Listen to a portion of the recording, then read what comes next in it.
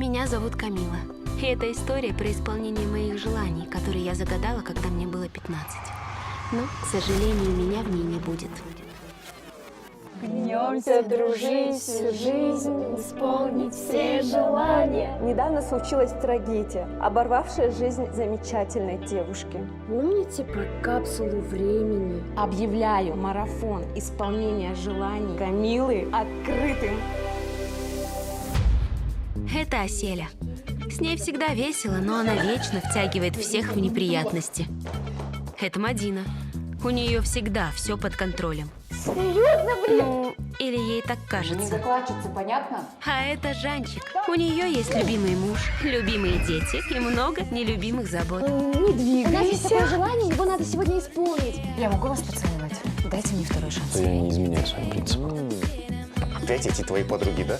Здесь написано питомец. Завести питомца. Создана за уровень. Не знаю, девочки, мне кажется, он не изменяет. И эта история про моих подруг.